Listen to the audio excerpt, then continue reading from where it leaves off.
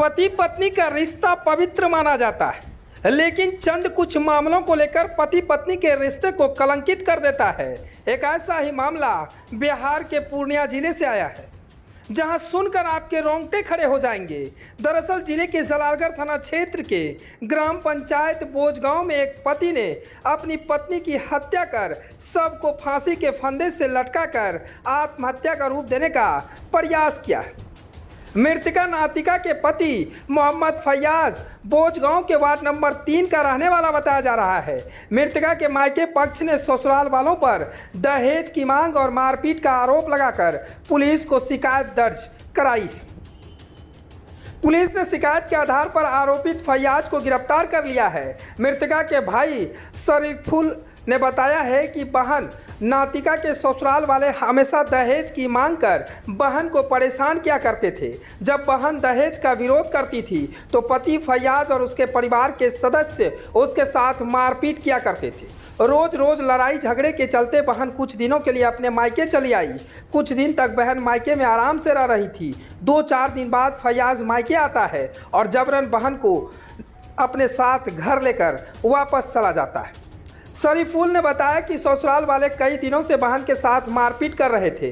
बहन हमेशा उनकी मार झेलती रही, लेकिन किसी ने एक ना सुनी।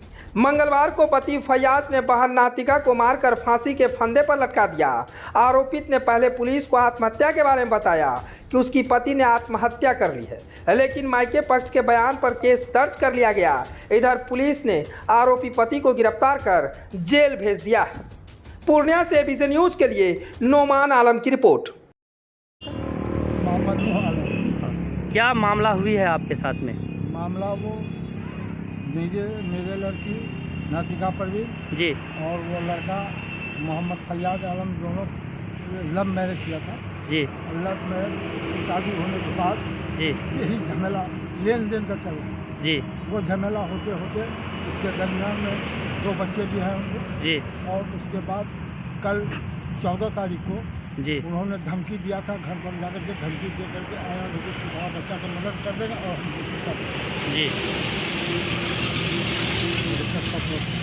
और उसमें से 6 आदमी मोहम्मद असफाक आलम और मोहम्मद फैयाज आलम, मोहम्मद इफ्तिखार आलम, मोहम्मद इम्तियाज़ आलम, बीबी राहिना खातून, बीबी रसीदा खातून, इन लोगों ने सब मिल करके मेरे बच्चे को मर्डर किया। जब हम आए तो हम अपने बच्चे को ज़मीन पर गिरे हुए अच्छा मरा हुआ जी। और हम लोगों को डंडा से छूट गया मारने के लिए, इसलिए हम बात करके थोड़ा से आगे आप क्या मांग करते हैं? हम आगे ये मांग करते हैं कि मेरा इंसाफ हो। इंसाफ हो जी। अब बताएं आपका क्या? असल में ये जो लड़का है जी ये एक फ्रॉड किस्म का लड़का है। 2 नंबर का काम करता है, रंगदारी और दलाली वगैरह हर तरह का काम करता है, यानी जितने भी 2 नंबर हो सकता है। जी चूँकि ये शादी हम लोगों के मन से नहीं हुई थी, हमारी बहन ने लव मैरिज की थी, जी जी तो शुरू ही से शादी होने के बाद जब हम लोग तैयार हो गए, भेज दिया, तो उसी दिन से मारपीट इनकी शुरू हो गई जी। और मारपीट होने के बाद कई जगह बैठक भी हुई इस मामले को लेकर के, यानी इस 7-8 साल के अंदर जी। हमेशा अपनी बहन को समझा बुझा करके भेज देते थे। सोचा कि भाई जैसे इन्होंने अपने मन से कदम उठाया है तो इसलिए तुम किसी तरह ज़िंदगी पर खड़े उतरो।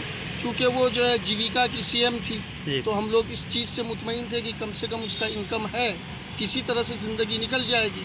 लेकिन मारपीट हमेशा करता था और वो दूसरी शादी करने का शुरू ही से धमकी देता था।